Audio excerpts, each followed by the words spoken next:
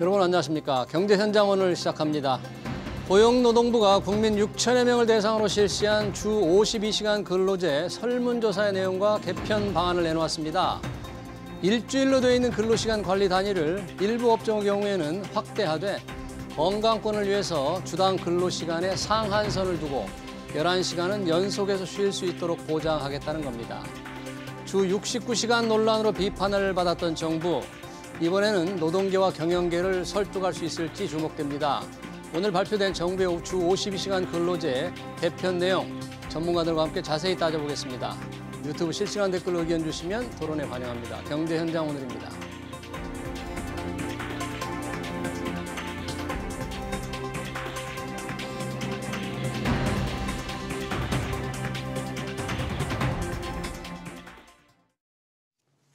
네, 주 52시간 근로제 설문조사 내용 개편 방향 토론하기 위해서 두 분의 전문가 모셨습니다. 정승국 고려대 노동대학원 개건 교수, 그리고 정영권 사회연대 포럼 대표 나오셨습니다. 어서 오세요. 반갑습니다. 자, 지난 3월 말 주 52시간 근로제 개편 논의가 주 69시간 프레임에 걸려서 상당히 정부가 큰 비판을 받았습니다. 그래서 새로운 개편을 마련하기 위해서 설문조사를 했는데 어떻게 나왔는지 그간의 과정이 어떤지 정승욱 교수님 우선 국민들에게 지난 3월 발표에서 상당히 논란이 있었는데 그동안 어떤 과정을 거쳐서 좀 오늘까지 오게 됐는지 그 설명 부탁합니다. 예, 지난 3월 달에 이제 고용노동부에서 정부의 새로운 근로시간 제도 개편을 발표를 했고요. 근데 그 개편안 자체는 여러 가지 내용을 담고 있는데 그중에 가장 큰 논란 대상이 된 것은 연장근로 총량관리제라고 하는 제도거든요. 연장근로 총량관리제도. 그러니까 지금 현재 우리나라 근로시간 제도는 그러니까 법정 근로시간이 40시간이고 거기에 추가적으로 12시간, 일주 12시간 연장근로 하도록 그렇게 이제 되어 있는 제도죠. 일주 단위로 근로시간 관리하는 제도거든요. 주 단위로? 그렇죠. 근데 이 제도는 유럽에서는 사실 유럽의 1993년도에 근로시간 지침이 나오거든요.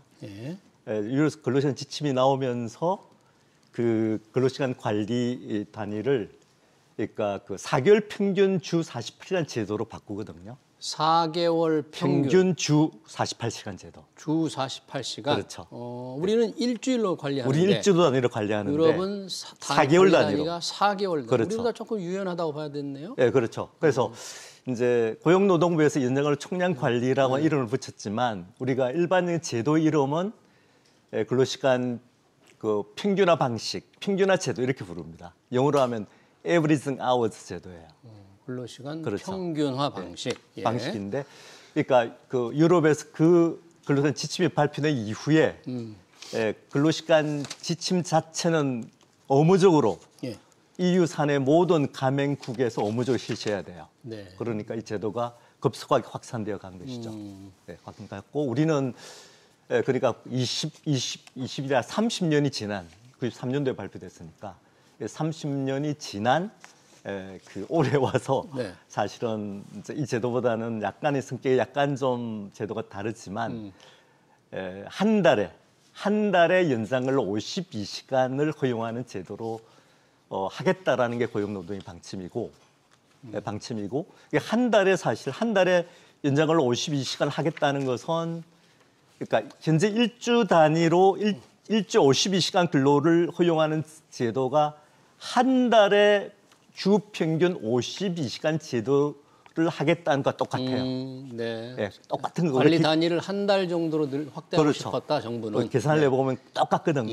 그러니까 쉽게 설명하면 이제 일반 선진국, 거의 모든 선진국에서는 4개월 평균 주 40시간 제도라면 우리나라는 1개월에 주 평균 52시간 제도를 실시하겠다는 것이거든요. 1개월로 관리 단위를 1개월로 하되 주 52시간으로 하는데 그 관리를 한 달 단위로 해보겠다. 그랬는데 그게 지금 잘못 역풍을 맞은 거죠? 근데 그게 이제 말하자면 소위 이제 69시간 제도 프레임에 갇혀서 그 상당한 이제 그 반발이 있었던 것인데 사실은 우리가 그 새로운 개편안의 제도를 허용하는 시간이 일주 69시간 제도인 것은 맞지만 하지만 누구도 이제 그런 식으로 제도를 성격을 규정 안 하거든요. 그런 식으로 하면 유럽의 모든 국가는 주 78시간, 모든 국가는 아니지만 예. 일부 국가를 제외하고 예. 거의 모든 유럽의 국가는 주 78시간 제도예요.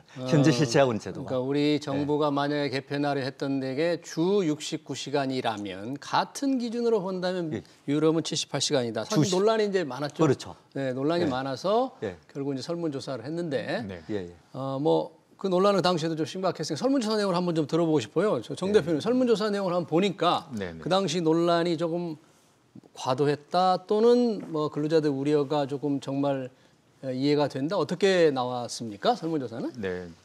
뭐 크게 이제 이번에 대단히 뭐 규모 있는 설문조사가 있었습니다. 그래서 이제 근로자 집단, 사용자 집단에 대해서는 수요 조사를 하고 전 국민을 대상으로 이제 다수에게는 또 이제 국민 인식 조사라는 방식으로 해가지고 한 6천 명 정도의 설문조사이기 때문에 대단히 큰 규모로 했고요. 비교적 정량적인 평가 한 축이 있고 정성적인 평가가 한 축이 있는데 비교적 전체적으로 내용을 저도 급하게 이렇게 쭉 뭐 보니까 비교적 뭐 내용이 짜임새 있고 현장의 의견들이 상당히 반영돼 있고 이렇게 돼 있다 이렇게 돼 있고 이제 좀 더 이제 구체적으로 정부에 발표한 대로 이제 정부는 이번 결과에 대해서 어떻게 바라보고 있냐면 현행 52시간제를 유지하면서 필요한 업종과 직종에 대해서 노사가 원하는 경우 연장 근로 단위를 일주로 한정하지 않고 선택권을 주겠다. 그래서 이제 그동안 교수님 말씀하신 대로 주 단위에서 했다는 것을 월 단위로 하되 반드시 노사가 원하는 경우여야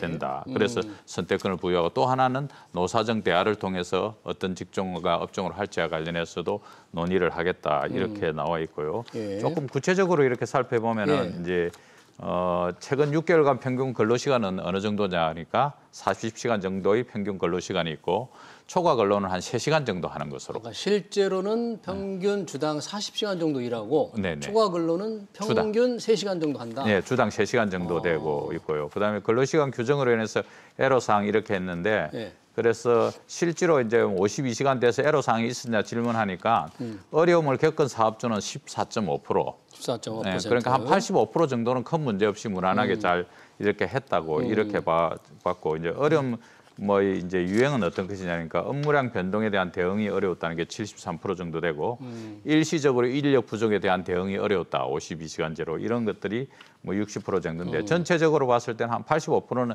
잘 받아들여서 진행하고 있는데 이제 14% 이 부분과 관련해서 어떻게 보완책을 만들어낼 것인가가 이 과제로 이렇게 나타나고 있고요. 네. 그다음에 뭐 6개월간 52시간 초과 연장 근로가 발생하는 빈도를 보더라도 실제로 한 70% 정도는 초과 연장 근로가 발생하지 않더라. 그 나머지 이제 뭐 주마다 발생하는 경우 또는 월마다 발생하는 경우, 네. 분기마다 발생하는 경우 이런 불규칙적으로 발생하는 경우들이 한 27% 정도 됐다. 그래서 앞서도 이야기했지만 한 14.5% 정도에 발생하는데 이걸 또 이제 월 단위로 할 것인가 이 부분과 관련해서 한 27% 발생하고 있기 때문에 발표한 대로 제한적으로 보완해서 약간의 유연성을 좀 확보할 필요가 있지 않나 이것이 전반적인 좀 판단이라고 이렇게 볼 수 우리 있겠습니다. 정 대표님 말씀 들어보니까 실제로는 주당 40시간 일하고 초과 근로 시간은 평균 3시간 정도 3시간 된다. 정도. 네. 그리고 이 주 52시간 제도 때문에 어려움을 겪는 사업주는 14.5% 정도다. 네, 그렇습니다. 그러고 85%는 큰 문제 문제 없었다. 없다. 그러고 보니까 지난 3월에 주 52시간 근로 시간이 논란이 정말 사회적으로 노동계에 큰 반발을 하면서 문제를 일으켰는데 조사 결과를 보니까 그렇게 심각한 상황은 아니다. 제도 개편하는 이유가 그렇게 좀 판단을 할 수 있나요? 어떻게 해요? 예, 지난 3월달 개편안 발표에 대해서 주로 이제 화이트 칼라 중심으로 크게 반발했는데요. 그런데 그렇게 반발한 이유는 약간의 좀 근거가 있는 거거든요. 왜냐하면 근거가 있다. 그렇죠. 그러니까 우리가 주 52시간 제도가 실시된 게 2018년도거든요. 예. 중소기업은 한 2020년부터 실시되는데, 그러니까 그 전까지만 하더라도 사실은 예를 들면 이제 그 IT 업체 스타트업이 주로 그 구로 지역과 그래 판교 지역에 많이 몰려 있는데 네. 그 당시 흔히 하는 이야기로 이제 구로 등대, 구로 등대, 예, 판교 오징어배, 판교 밤늦게까지 그렇죠. 일한다. 네. 구로 등대, 판교 오징어배라는 말이 뭐 있었다. 이런 말이 있을 정도로 사실은 소위 말하는 이제 일반 크런치 모드라고 해가지고 이제 그 신제품 출시를 앞두고 한 2, 3개월 동안은 정말 뭐 밤새 일을 하는 관행들이 있었거든요. 예. 근데 그 장시한 근로에 대한 기억이 아직까지 생생한 것이죠. 불과 3, 4년 전의 일이고 그리고 사실은 또 일반적으로 이제 노동조합이 없는 미조직 사업장이나 중소기업 같은 데서는 또 사용자가 이제 필요한 대로 일을 할 수밖에 없는 뭐 이런 사정이 있기 때문에 뭐 그런 사정 때문에 그 주로 화이트칼 중심으로 반발을 했다 이렇게 정리할 수 있겠습니다. 그러니까 네. 크게 보면은 이제 사실은 이제 노동 시간과 관련된 부분들이 대단히 민감한 문제이고 우리 전 국민의 삶과 직결되는 문제이지 않습니까? 그런데 이제 전체적으로 보면 우리 노동 시간이 대단히 길었다. 그래서 뭐 OECD 평균이 1,730시간인데 이제 우리는 1,900시간대로 OECD 평균보다는 뭐 200시간 조금 못되게 이제 여전히 더 일하고 있는 이런 구조가 하나 있었고 또 하나는 이제 20대 대선하면서 우리 당시에 이제 윤석열 후보께서 어떤 경제지하고 인터뷰할 때 120시간이라도 주에 바짝 일하고 바짝 쉬게 하자. 자기가 스타트업 만나보니까 이 논쟁이 이제 맞물리면서 좀 그렇게 됐던 것 같은데 현장의 설문조사를 통해서 이런 부분들은 좀 이제 많이 걸려지고 실제로 우리의 답은 여전히 현장에 있는 것 같다 이런 생각을 좀 해보면서 이제 좀 지혜를 모아야 될 시간인 것 같다는 생각을 해봅니다. 네, 그러네요. 그러니까 정부가 당초 주 52시간 근로제도를 개편해서 조금 더 일할 수 있도록 하게 하는 그런 방안에 대한 이 반발은 나름 불과 3, 4년밖에 안 된 이런 52시간 제도 그리고 판교나 구로에서 오랫동안 일하는 분들의 아픈 기억 때문에 어느 정도 반발할 이유가 있었다. 그렇기 때문에 이번 설문조사 결과를 토대로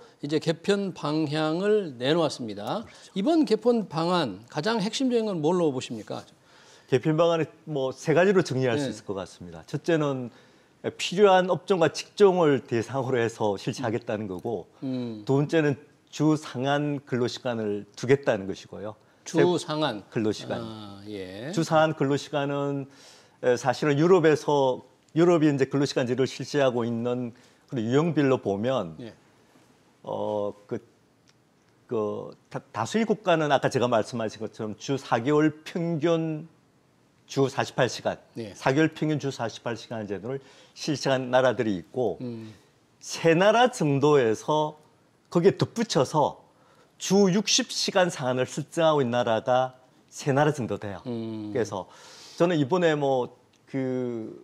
이번 오늘 개편안 중에서 주 상한 근로시간 설정을 두겠다라고 하는 것은 뭐 그런 일이 있을 수가 있는 우리 유럽의 사례를 볼 때도 있을 수가 있는 그런 방안이다 이런 생각이 들고 세 번째 핵심은 역시 이제 노사정 대화를 통해서 추진하겠다. 요 세 가지로 요약할 수 있겠습니다. 그러면 주 52시간 제도를 좀 유연하게 관리 단위를 지금 일주일로 경직돼 있는 거를 조금 선택하게 하는 업종이나 직종을 이제 정해야 되잖아요. 그렇죠. 정하되 그 업종이나 직종 어떻게 될지는 모르지만 거기서 일할 수 있는 게 주당 상한선을 둔다 그러면 어떻게 관리한다는 얘기입니까? 상한선을 둔다 이렇게 하면? 그러니까 이제 뭐 저희가 주당 뭐 69시간 이야기도 있고 64시간 이야기도 있고 52시간 이야기도 있고 이렇게 돼 있는데 대체로 이제 그 52시간 되면서 사용자 측들의 어려움이 일부 업종에 있었고 근로자들은 일부 임금이 이제 줄어드는 문제들이 발생했습니다. 일부.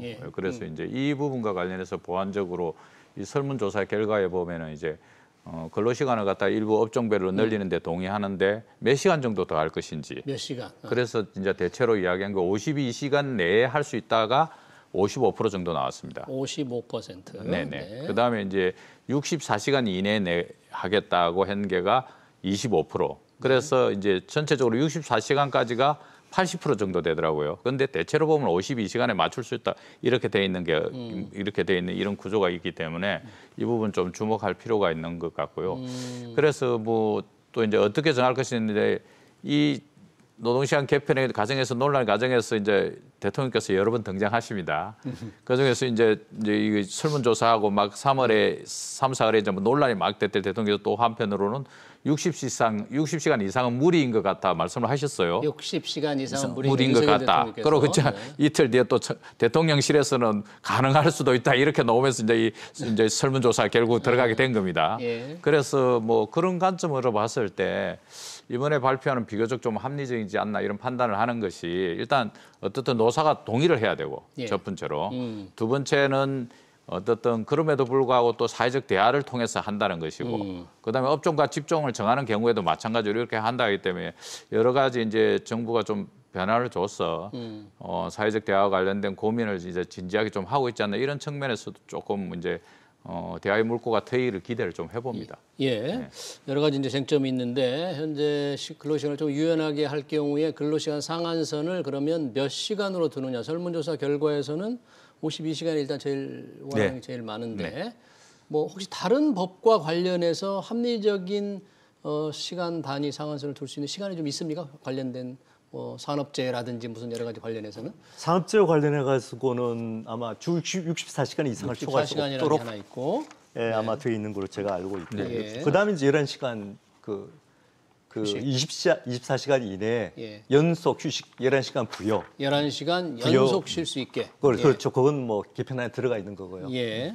이제 그런 규정이 있는 것이죠. 예. 그럼 교수님 보시기에는 근로시간 상한선을 지금 우리 산업 여러 가지 상황이라든지 설문조사 결과를 토대로 볼 때는 한 어느 정도쯤 정해두는 게 좀 괜찮겠다. 물론 제가 노사 방금 합의하겠지만. 산재 과로 인정 기준이 1주 64시간이 아니고 4주 평균 64시간 이내. 4주 평균. 예, 그렇죠. 네. 예, 그렇게 돼 있네요. 상한선 예, 좀 조정한다면 예, 예. 상한선을 새로 설정하는 시간을 둔다면 어느 시간 정도가 적정할까요? 교수님 보시기에는? 그래서 일단 제가 뭐 아까 이야기한 것처럼 유럽의 사례처럼 그 1주 60시간 상한을 둘 수도 있고요.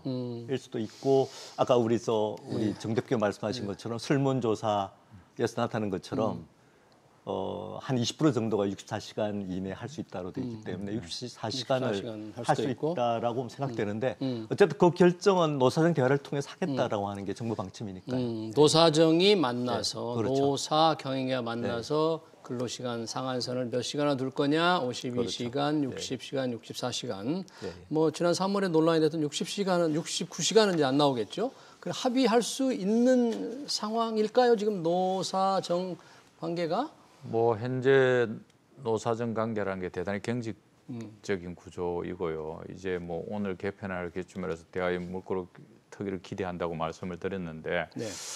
어쨌든 우리 노사 문제와 관련해서 대화가 필요하다는 거 관련 이견이었고 사실은 이제 ILO라고 국제노동기구라고 표현되지만 사실 그게 국제노사정 기구거든요. 거기 가서 이제 보면은 노사가 뭔가 이야기를 해서 정부한테 이런 걸 해달라고 요구하는데 우리는 거꾸로 그런 것들이 대단히 부족한 이런 측면이 있습니다. 그 대화가 잘 안 되고 있고 기본적으로 그래서 이제 누가 대화를 시작할 것인가 관련해서는 이번엔 정부가 이제 뭐 설문조사 결과도 내고 했으니까 정부가 좀 적극적으로 나서가지고 사실 노동자들의 삶, 노동시간, 노동시간이 바로 임금 이런 것과 관련해서 잘 설명하고 충분히 설득하고 또 이제 노동 현장의 애로 문제 또 이번에 발표문에도 있지만 건강kon험 보호와 관련해서 신경을 쓰겠다고 이야기하고 또 하나는 이제 공짜 야근. 포괄 임금제로 이제 이야기되는 공짜 야근 건절하겠다니까 정부가 좀 구체적인 대책을 내놓고 이러면은 노동계에서도 뭐 반대할 이유가 전혀 없지 않습니까? 그런 측면에 봤을 때는 이제 물꼬를 터가야 되고 또 이제 물꼬를 터야 될 주체들이 별로 없는 것 같습니다. 정부 측에 봐서도. 정부에서. 그래 정부가 그런 좀 이제 새로운 사람들 좀 대화를 할 수 있는 새로운 분들로 좀 정부가 좀 개편하고 이런 방식으로 해서. 모처럼 국민들에게 이제 이번 계기를 기회로 해서 좀 대화 상생의 희망을 좀 줬으면 좋겠다 이런. 네, 이런 노사정에서 중요한 근로시간 상한을 설정해야 되는데 대화를 이끌어갈 이 주체, 정부가 노력을 해야 되는데 주체가 없는 것 같다. 노사정 대화 채널 현재 경사노위라는 단체가 조직이 있긴 있죠. 예. 제대로 기능을 못 하는 겁니까? 제대로 기능을 못하고 있다기보다는 정부나 경사노에서 계속적으로 이제 그 노장 대화의 필요성을 강조하고 그 노총과 같은 내셔널 센터에 대해서 참여하도록 촉구를 해왔죠. 촉구를 해왔지만 최근에 진행되고 있는 뭐 여러 가지 노란봉투법이나 또는 기타 이제 그 노사법 취지 계획과 관련된 여러 사항들 있지 않습니까? 회계 문제랄지 이런 문제에 관련해서 노사 갈등이 지속되는 상황에서 아직까지 노동조합이 참여하지 않고 있는 것이죠. 지금 경사노위는 민노총, 한노총 다 빠져 있는 상태인가요? 민주노총은 참여하지 않은 지 오래됐고요. 예. 한국노총은 현재 탈퇴하지는 않았지만 불참을 선언한 상태이고요. 네. 지난번 이제 금속노련의 사무처장 그 강양에서 그 구속되는 과정 이런 걸 겪으면서 좀 파행을 겪었는데 이제 좀 새롭게 그 대화의 모드를 갖다가 좀 만들어야 될 부분이고 특히 이제 우리가 왜 이제 대화가 필요하냐 하면은 우리가 이 설문조사 결과에도 최근 6개월 동안 이제 주 52시간 어려움을 겪었다는 사업주는 어디냐 예. 보니까 이제 제조업, 생산직 그리고 이제 사업 시설 관리나 사업 전 임대 서비스업 예. 이런 이제 업종별로는 이렇고요. 그다음에 이제 규모별로는 100인에서 300인 미만 사업장. 그러니까 중소 중견기업들이 대단히 어렵다는 거죠. 대기업은 이미 시스템이 확보돼서 되돌릴 수도 없습니다. 대기업은 이미 노동조합 조직률도 높고 그러는데 이 중소 중견기업들이 어려운 부분들은 실제로 좀 정부가 나서서 역할을 해주지 않으면은 예. 사실은 자체적으로 하기도 어렵고 특히 이 부분들이 이제 담고 있는 고용의 규모가 상당합니다. 실질적으로. 그래서 이 고용 문제를 갖다 일자리 문제를 갖다 이 사업장들이 끌고 가고 있는 이런 구조이기 때문에 이 부분과 관련해서도 하기 위해서는 정부가 좀 적극적으로 개업해서 대화의 털거리를 만들어서 전체적으로 좀 합의를 만들어내고 그에 따른 또 재정 대책들도 좀 세워주는 이런 것들이 훨씬 더 필요하지 않나 이런 판단을 가지고 있습니다. 정 대표는 경제사회노동위원회 김문수 위원장이 앉아 있는 한 좀 대화가 쉽지 않다고 그런 생각을 하고 계십니까? 혹시? 예, 뭐 충분히 하실 역할이 다 끝났다고 보기 때문에 이제 새로운 또 국면을 열기 위해서 뭐 변화가 필요하다고 저는 생각하고 있습니다. 네.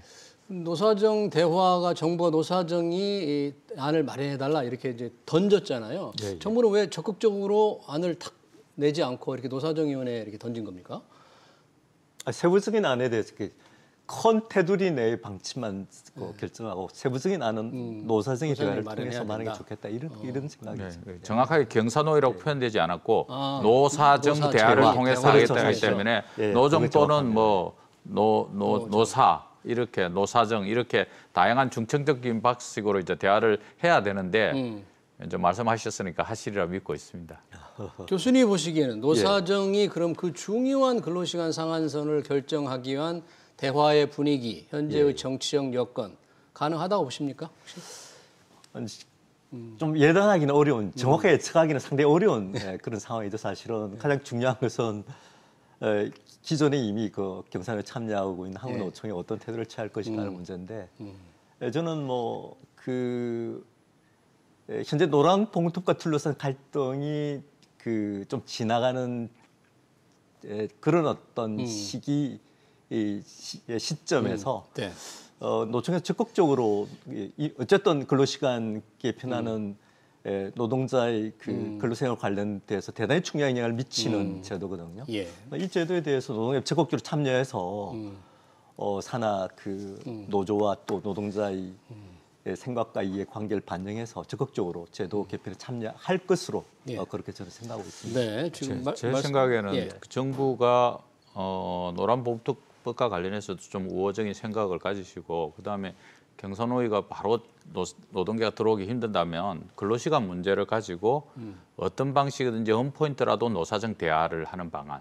그래서 그 반드시 툴이 경사노위가 되든 어디가 되든 원포인트라도 근로시간과 관련해서는 최소한 노사정이 합의할 수 있다는 것과 관련해서 좀 의지를 가지고 하면 그거는 충분히 저는 가능하리라고 판단하고 있습니다. 지금 국회 본회의를 통과한 노란봉투법을 둘러싼 갈등과 별개로 이 노사정이 뭔가 이 근로시간 개편에 관해서는 한번 합의할 수 있는 그걸 좀 유도하면 좋겠다.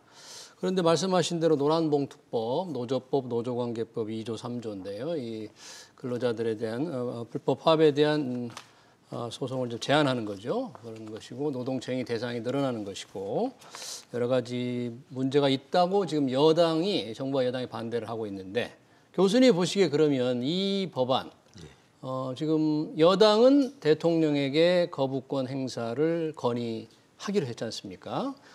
이 법에 대해서는 어떻게 보십니까? 그러면 노란봉투법이 3개의 내용을 가지고 있거든요. 첫째는 사용자 범위를 확대하는 것이죠. 네. 기존에 현재 법으로 하면 사실은 하청 노조가 교섭과 파업을 할 수 있는 것은 당의 하청 노조 근로자를 고용하고 있는 예. 하청 사업주거든요. 근데 요거를 확대해서 그 근로조건 결정에 중량을 미치는 원청까지 사용자로 보겠다는 보고. 것이거든요. 네. 그리고 두 번째는 쟁행위로 인한 손해배상 청구 시에 대상자나 그 금액까지도 좀 한정하겠다는 것이고, 개인별로 그렇죠. 나누는 거고. 세 번째는 쟁의 범위까지 확대하겠다는 것인데 사실 이건 굉장히 그 기존의 노동의 상황으로 보면은 근데 예를 들면 유럽 같으면 대부분의 국가에서 사실은 노동조합은 산별 노조조직돼 있고 또 교습도 산별 단위 교습을 하는 것이거든요. 예. 그러니까 당연히 하청 노조는 그 해당 업종이나 산업에 가입돼 있고 그리고 그 해당 산업의 사용 노동조합이 그 상대가 되는 해당 산업의 사용자 단체를 그 대상으로 해서 교섭과 파업을 할 수 있는 구조이기 때문에 현재 노란봉투법을 통해서 사용자 범위를 확대하고자 하는 것은 그런 어떤 일반적인 노동 현실과는 상당히 안 맞는 것이거든요. 그러면 경영계가 이 노란봉투법을 파업 조장법이다. 예. 파업을 더 조장하는 법이다라고 주장하는 데 대해서는 좀 동의하십니까? 그러니까 우리나라처럼 주로 이제 그 갈등적 노사 관계가 많이 확산된 상황에서는 이 법이 현재보다는 우리가 이제 그 비교적인 관점에서 보면 우리나라의 파업인의 근로 손실 일수가 상당히 많은 편이거든요. 그러니까 노란봉투법이 그 노란봉투 인해서 그 파업이 빈번해질 가능성이 충분히 있는 것이고, 정부의 그 노동 정책이라고 하는 것은 사실은 우리가 그 근로자의 어떤 근로자의 이익을 보호하는 측면도 있고 또 노조의 어떤 권리를 보장하는 측면도 있지만 기업의 경쟁력을 확보하는 것도 정부 노동의 중요한 목표거든요. 그래서 그런 측면에서도 좀 바람직스럽지 못한 그런 측면이 저는 있다라고 저는 생각하고 기업 있습니다. 경쟁력 확보 차원에서 조금 바람직하지 못한 측면이 있다는 정 교수님 주장이시고, 정 대표님 지금 뭐 여당이 강력 반발하고 대통령도 거부권을 행사할 의향을 초기에 좀 비쳤잖아요. 네. 노동계에서 뭐 강력히 저항하겠네요, 이제. 그렇습니다. 이제 사실은 노사관계라는 것은 노동 현장의 실태를 그대로 반영하는 것이 노사관계입니다. 결국 우리가 쟁의가 많아지고 노동시장이 불안하고 이렇게 노사관계가 불안하고 이런 부분들은 결국 불안정한 노동시장이 노동 현장이 그대로 있다는 거죠. 사실은 이 법이 이제 문제가 되기 시작한 게 작년 이제 6월달에 대우조선 하청 노동자들이 20년 용접하는 특수 용접하는 20년 된 용접공이 20년이 됐는데도 불구하고 최저임금밖에 못 받는 이런 임금 구조를 가지고 있습니다. 이 구조와 관련해서 문제가 해결되지 않는 한 노사관계는 안 좋아지는 것이죠. 그런데 이제 원청 사유자인 대우조선은 나름 모르겠다 그러고 하청업체 뭐 100명 정도 되는 하청업체 대표는 내가 해결할 수 있는 범위를 벗어났다 이렇게 이야기합니다. 대우조선 원청에서는 그 당시에 뭐라고 했냐면은 우리는 꽤 많은 돈을 주고 있다. 그런데 이제 하청의 사장님도 있고 뭐 전무도 있고 안전관리자도 있고 경리도 있고 감사도 있고 뭐 이런 정도의 이제 중간에서 이 착지하는 구조가 이렇게 있단 말입니다. 그래서 이런 부분들 노동시장을 어떻게 노동시장을 전면적으로 구조 개편할 것인가 관련된 고민을 해야 된다. 우리가 지금 어려워지고 저출산 고령화로 구조적으로 이렇게 다가왔는데 이것을 갖다가 단기적인 문제로 해결하는 것이 아니고 한국 사회가 어떻게 변화시킬 건지와 관련해서 구조적인 변화를 위해서 노사가 머리를 맞대야 되는 거죠. 그래서 근로시간 문제로 처음 이야기를 해보고 그다음에 이어지는 과정에서 정말 한국 사회에서 그러면 노동은 복지는 어느 수준으로 맞출 것인가 관련해서 합의를 하는 것이죠. 그래서 유연성과 관련해서 일정 부분 확보가 된다면 안정성과 관련해서 또 일본 사용자들이 양보하고 그 필요한 부분은 재정이 역할을 하고 이런 좀 큰 구조 개혁을 할 수 있는 방향을 그려 나가는 과정이 있어야 되는데 그런 것도 없고 나는 여전히 불안한 상태에서 그러니까 한 평도 안 되는 철장에서 노동자가 스스로의 감옥을 만들고 있는 이런 구조를 쳐다보면 국민들도 억장이 무너지고 기가 막히지 않습니까? 이러다 보니까 이제 노란봉투법이 나왔는데 이 부분과 관련해서도 정부가 거부권만 행사할 것이 아니고 좀 나서서 들어보고 바뀔 것이 있는지 변화시킬 것이 있는지 노사 관행을 바꿀 것이 있는지 정말 이 하청 노동자들의 문제를 해결하기 위한 어떤 노력을 할 것이 이런 부분들이 좀 그러네요. 구체적으로 제출되어 있었다고 봅니다. 기업들이 볼 때는 하청업체 근로자들까지 전부 나서서 직접 노사 협상을 하자고 하면 견딜 수가 없겠죠. 하청회사가 수십 개, 수백 개니까. 그러나 또 그 하청 근로자들의 또 경영, 노사 환경 상황을 근로 환경을 생각하면 참 그것도 쉽지 않은 과제고 어떤 결정을 내릴지 이런 것이 근로시간 개편 제도와 연계해서 과연 노동 환경, 노사 갈등을 어떻게 몰아갈지 상당히 그 연말까지 귀추가 주목됩니다. 네, 근로시간 제도 개편 설문조사 내용과 개편 방향에 대한 토론 여기서 마치도록 하겠습니다. 지금까지 정영권 사회연대 포럼 대표, 정순국 고려대 노동대학원 개관교수였습니다. 두 분 고맙습니다. 네.